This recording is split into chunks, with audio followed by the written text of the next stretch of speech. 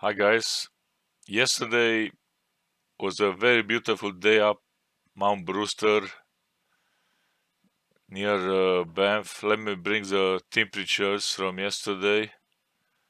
As you can see here in Banff were 23 degrees and sunny, and it was warm even up to the very summit of the mountain. It was one of those pure adventure trips, super long and tough. It reminds me of my second last trip to Mount Maldi here. Same idea where I was approaching a very long and complicated approach and then up the scree, at least on a return, the scree gully to the summit. In this case, on Mount Brewster, I had to park at the very end of this Mount Norquay, park it and walk all the way through its area, and then go downhill. So on the way back, it's a lot of uphill climb, but it's not steep, but it's still uphill. Don't forget that. You have to cross on the only bridge you cross the 40-mile creek river, and then you start continuing along the well done trail through forest all the way to the base of an avalanche gully. You will see a campground, FM10, for it's called Coxcomb Campground here, and then you walk here further. Ideally, on the way back, let me show you here. I did a traverse instead of coming all the way back along this. It's a canyon here, so you won't be able to come out of it at any point. It has to be done pretty much here, because even after this, you have walls surrounding both sides of this valley, the avalanche gully. So let me make my point. On the way up, you have to. I was crossing a rubble slope, kind of rubbly, and then you come across two choke points, one and another one. As it turned out, on the way back, this second choke point was easier to descend than it was to go up it, because there was a big tree log placed on the descent choke point. So you just use it to help you out for those 3 meters of descent that I had to scramble on the way up, which is difficult. You have a few moves of difficult scramble. Same for the first choke point. However, the first one, I avoided it on a descent for a good reason. I really didn't like it. As opposed to the second choke point, I don't think you have that option of you have to descend the same way, and you don't want to fall here a couple of meters. So besides running water and slippery rocks, so I best avoided it. There, when I went up, I saw there was these ribs, and those ribs are crossable. They're not too high. They're maybe up to 2 meters at points, but they are scrambable, and at some points are even you can go around them or crossover, moderate to easy scramble. As such, on the way down, I went up. The idea is this is a mossy grass on a floor here. Why would I wanna walk on this horrible canyon when I can just go downhill on mossy grass with a little bit of going too far one point, had to go back. Besides, I didn't check my GPS often enough, but you can avoid all that by simply going a bit higher and then descend, then you wouldn't have any problems to get blocked. So in any case, the canyon walk, it's obviously it's super long and tiring, and once you start, but the good thing is though, here in a canyon, you can collect water coming from underground, which was pure water, perfect like spring water. I had no issues with thirst on this trip, but I had to carry water uphill and then back on a trail to have along the trail. I even had some back to my car. I couldn't finish it, but I don't want to run out. Staying hydrated is most important, particularly on a day like this, which was very, very nice and warm. So once you come up, it's a very tricky zigzagging to go, as you can see, through all this mess. So it's never straightforward. You always have to go left, right, or up, and vice versa, down on a way down. And the last sloggy section is just a ridge walk to the summit, from where you have finally an amazing panorama, which you can see on my videos coming up. I didn't even watch my videos yet, I didn't even uploaded them yet, but it's coming up shortly. You can see the town of Banff, Cascade Mountain, and all this valley and these mountains with amphitheaters and beyond that, and on every direction. And you can have a close-up of Mount Louise with its climbing walls. People rock climb this mountain, and then you have Mount Corey, which is my last trip from a week ago. As opposed to my last trip, there was no snow on this mountain. You could barely see some ice on one section above 2800, but very minimal, and it was not on my way, so the rest was completely dry. This the Mount Corey had from 2700 plenty of snow. So yeah, I studied the route prior to climbing Mount Brewster, and you can identify easily these shapes that you can see on Google Earth, so you can know which is a correct gully to go along. And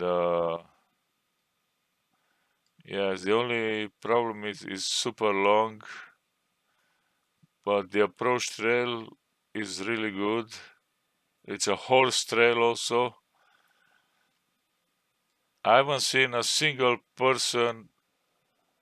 Once I left the parking lot, there was a group early in the morning going to climb Mount Cascade. That was the only time I saw people. Just some birds I filmed in this area. Some ptarmigans, 3 of them. And besides that, luckily I didn't have any bear or cougar encounters. And what else can I say about this mountain? Yeah, so this is a very important section here. If you can avoid this section, it's ideal. Probably even going uphill on the ascent.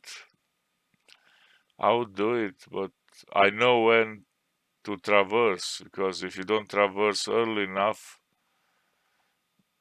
then later on you'll get blocked here, you know. So you have to make sure you traverse correctly down into the valley here.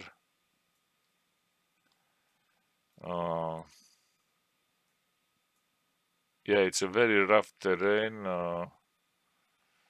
It's a very slow going, and this is very steep, you know. So you'll be. I even had an ice tool, which was just for emergency, and I had extra food if I had to stay overnight. If I got caught into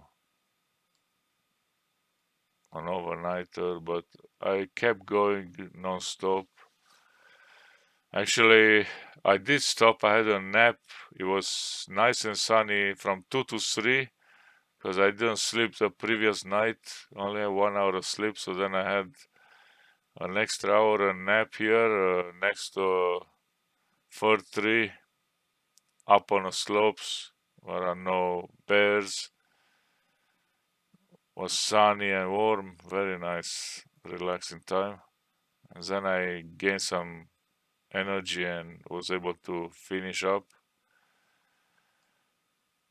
And yeah, the panoramas from the summit should be very, very nice. So worth watching. I filmed down in the valley, like I said, and you can see Mount Assiniboine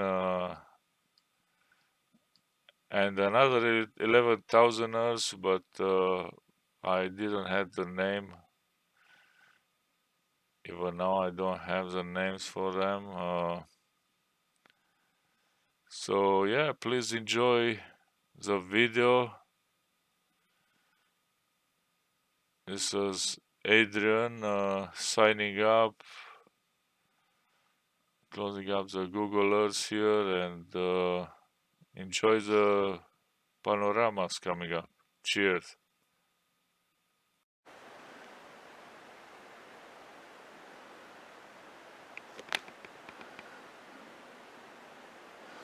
I'm about 8 kilometers from the trailhead parking lot,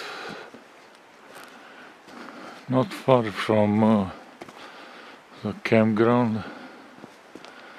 I see a bird here eating seeds. It's pretty young, I guess. It's not scared yet.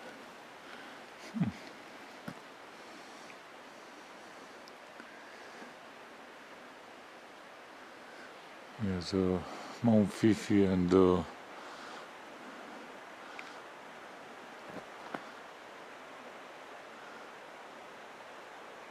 Louise are visible. I'll film them later. So yeah, it was pretty much, I started around 6 a.m.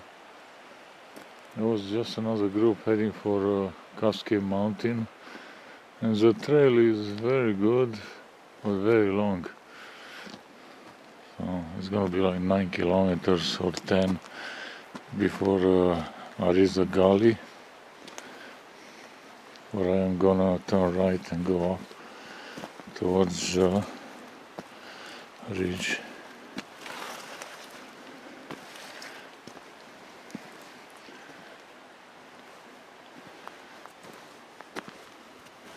Yeah, don't worry, don't be scared.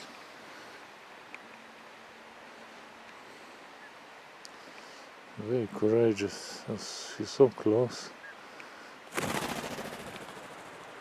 Like 1 meter, no, it flew away on the branch, and from there, after I zoom, I'm going to have Mount Louise, not a very clear view, just the summit.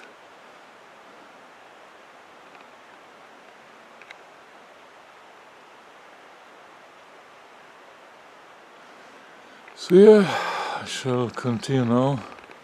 It's gonna be a very exhausting trip at the end of the day, that's for sure.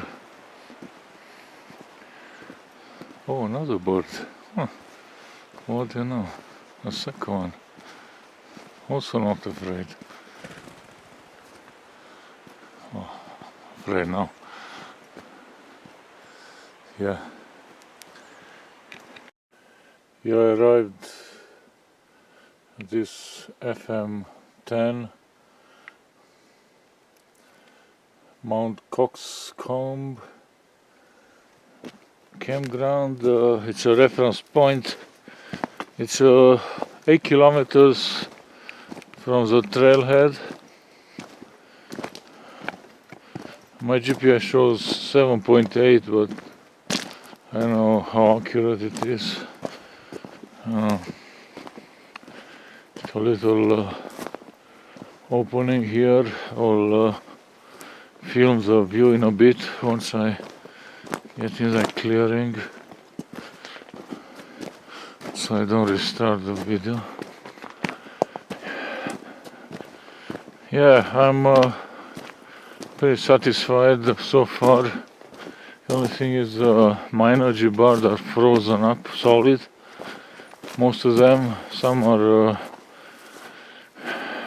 less frozen, but those some I already ate. So I got alpine crampons, no microspikes today, and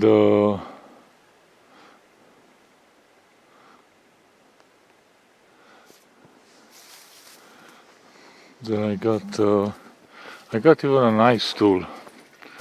It's like almost like a weapon if a cougar attacks. There was someone just a couple of days ago. He had to deploy bear spray on a cougar on Mount Cory. So it's not far from, could be even the same mountain lion or cougar as it's called in this location, you know. Besides they travel a lot. Let's have a look on Mount Louise, imposing Mount Louise.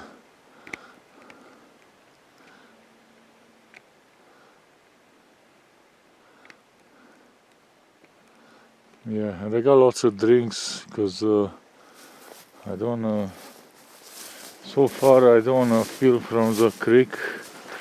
Maybe later on the way back, if I ran out and I'm desperate, thirsty, I will do it. Third bird on the trail. This one is not as courageous, and I might be next to the avalanche gully. I see the debris here. It's the one that I have to go along. on the right from here. Yeah, this has to be the one. Definitely. So from here all I gotta do is just slog to the right all the way to the ridge. It's going to be quite a long slog.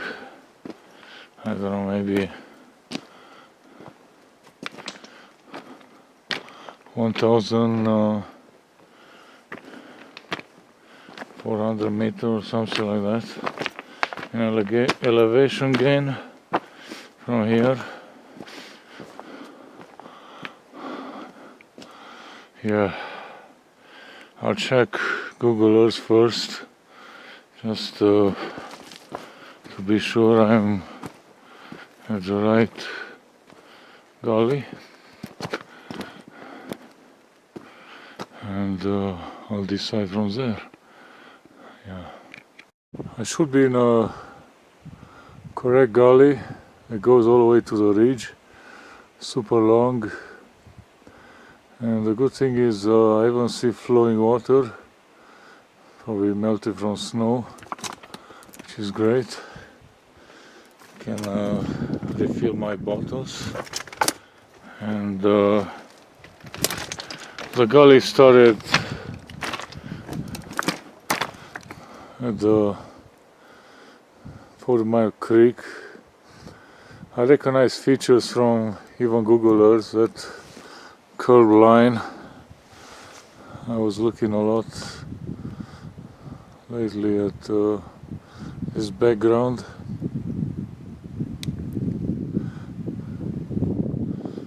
Mount Louise far left, and Mount Coxcomb straight ahead. Beautiful scenery and lovely day in October. Pure water from here, fill up my bottles, and yeah, I scramble up this way, but I'm not gonna go back on the way down the same way, because yeah, luckily my boots are waterproof. Otherwise I would have been soaked, you know. It's just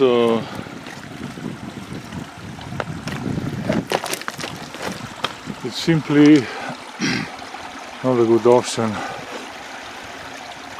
There are some steps where you have to put your foot down and it gets wet, so I'll just go on right in a forest above these cliffs on the way down, or maybe I take Alan Kane Gully, because on the top it's easier to find your way down as opposed to many gullies from bottom up. It can be confusing. I try to zoom on a helicopter, but it's too far high and reflection glass here, I can't see it. So yeah, there was a section that I will avoid. If I come back the same way, I will simply traverse from higher to avoid those ribs, which are definitely crossable, and then from there just down to the trail along the forest, and it continues this log all the way, hopefully without problems like the narrow wet canyon. My backpack is so heavy, I gotta force myself to drink plenty of drinks I have, just to get rid of some weight. I probably go up the gully in the middle, between the trees there. It looks like the right one, the proper one. Perfect bluebird day. Almost no wind. And I was considering, since I have this ice tool, that would be very handy. There are a couple of choke points. Probably people who did this, they had snow, and there's a different style of climbing with snow, as opposed to the harder snow, as opposed to just clear rock and some water on it. But I'll decide on a summit. I'll have a quick look on Kane's Gully for descent, or to come back the same way. And the way I'll do it, I'll just throw my ski poles at the two locations and somehow lower my backpack and then descend without with my ice tool, without weight on my back. It should be fine. I wish I had some rope, like 10-meter ropes. I could have lowered my pack much easier. Beautiful scenery with Coxcomb Mountain behind. Howdy folks! Summit of Mt Brewster, Banff National Park,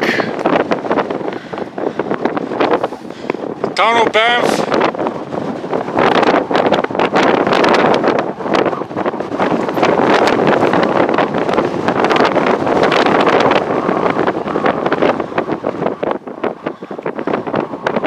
We'll come back to it. Let's go to the summit cairn just here.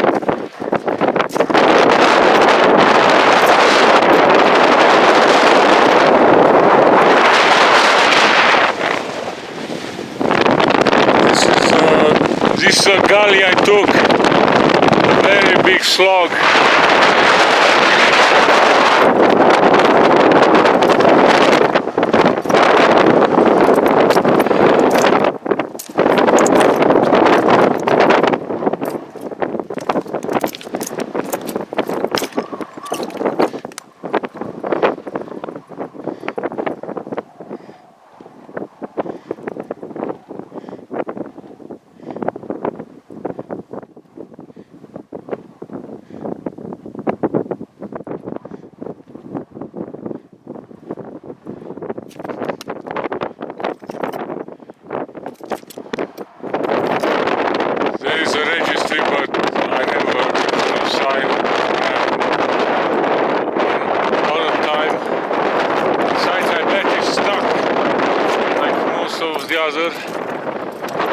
Can't even open it.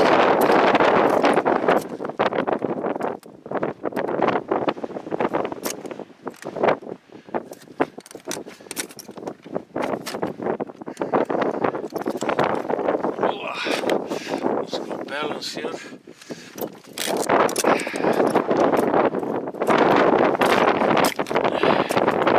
What a panorama, wow. Absolutely spectacular, folks. And the snow is gone, eh?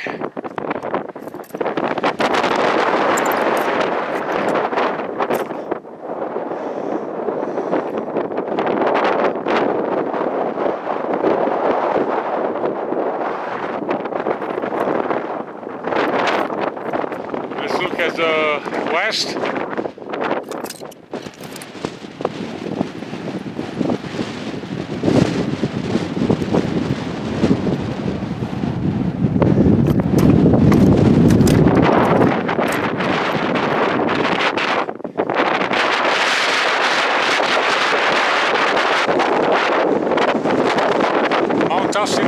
Coming up from the summit of Mt Brewster.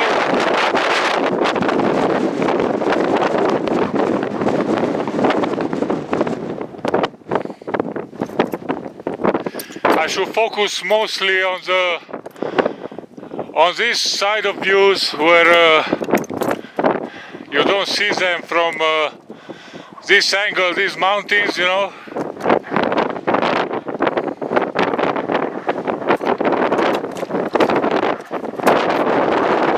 Those near Banff, you can see them from many other peaks, but this is a rare angle.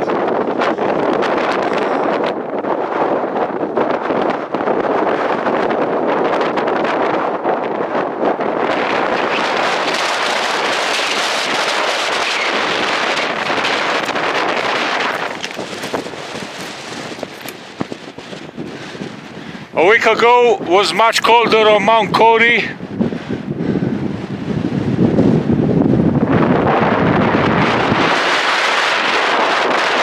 yeah, I'm gonna conclude this first clip. I'll do more. Second clip from the summit of Mt Brewster in Banff National Park. View north.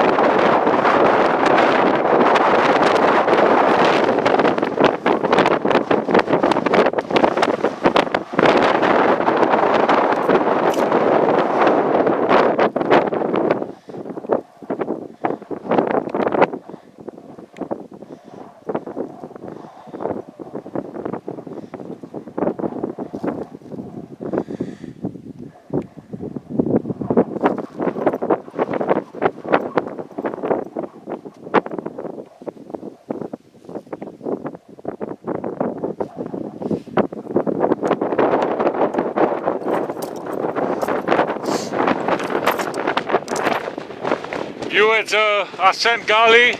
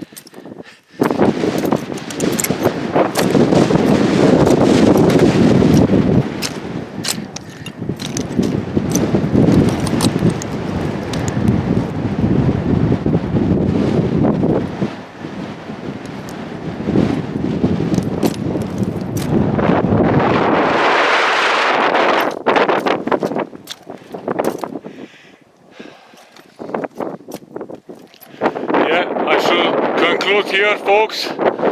Thanks for watching from the summit of Mt Brewster, 2,800, I believe 60 something in Banff National Park, Alberta, Canada.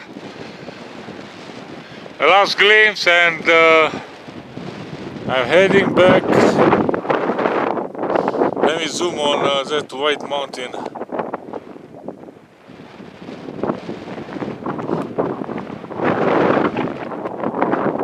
Heading back down, you know.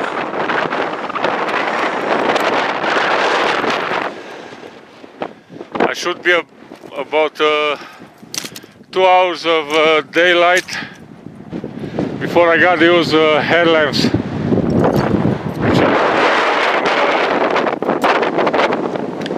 Oh, the Bow Valley. Batteries and power banks and stuff like that. But yeah, that's it.